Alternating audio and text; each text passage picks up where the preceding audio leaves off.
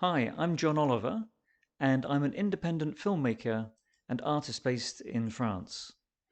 I've been exploring a story capture principle over the past 3 years that drops into an embodied energy of the narrative spectrum from a space of silence and full presence.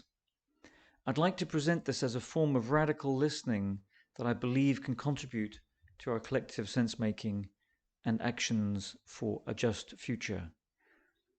I'm interested in picking up the subtle energy transmission.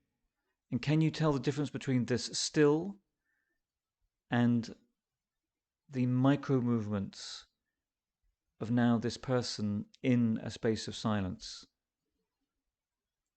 Through my training with Nick Askew, I have learned about the ultra-minimalist approach to video portrait filming, where we sit in a shared silence as an unconditional witness. This approach invites the narrative we didn't quite know that we knew, listening to a voice deep inside of us from our own wisdom, from listening to letting go and then spontaneous discovery. Through an initial joint meditation practice with my film subjects, the invitation is to move through the ego and through the chattering monkey mind. As we then sit in eye-to-eye contact in an awkward and uncomfortable silence, something gradually happens. Sitting with no expectations, the polarity of saying something and saying nothing expands into a mutual, codependent field of a wider consciousness. The silence opens ourselves to the spontaneous, where we can explore random associations and obliqueness. It was a revelation for me how the distinct energy of a spontaneous narrative can be faithfully captured by the camera. The transition from the closed eye meditation to the opened eye witnessing to the here and now is, I feel, a liminal zone that has so far been less explored within the storytelling and narratives community. Tapping into a radical listening between two people, but also a radical listening to one's inner self, where it's as if the narrative has a life of its own. I have now here two of my film subjects speaking to the experience of the filming process. I have never done this before, ever, with anybody.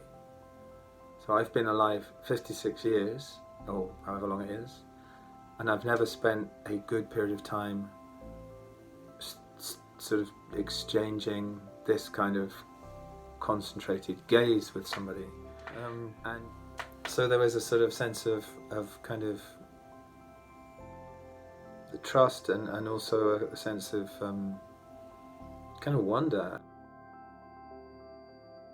I think that's, you know, certainly in the first few minutes here, it was kind of like, oh my goodness, it's right here, it's right here. All you have to do is let it come. All you have to do is be there for it. So it's not nothing, actually. It's almost nothing, but it is right there, and I can't help but gesture. It's like I feel like I can touch it, you know. Amazing. And here I had a very palpable sensation of energy, and it was kind of like, I'm not.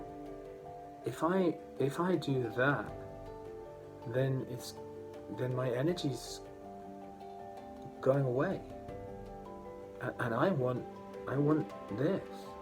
I want this for me. Not for me, actually. No, I want this for that which I am engaged with.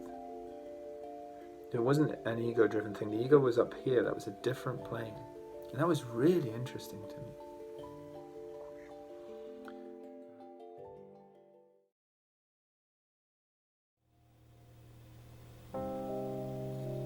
There's something really true at some kind of essence level there about this interaction between process and the seeking to witness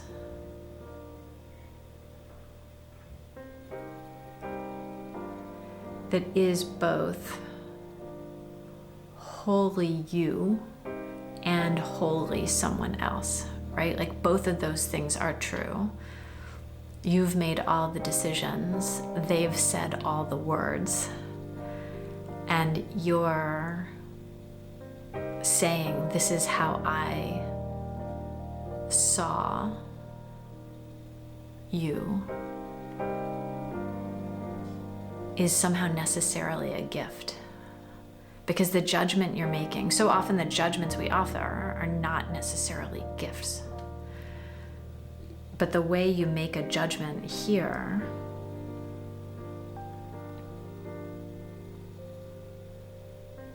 it's like, oh, I see you. And the gift of seeing somebody,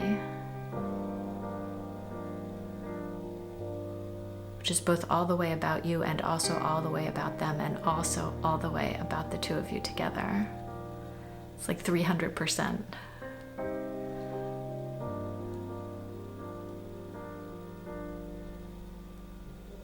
It's whole because the quest is whole somehow.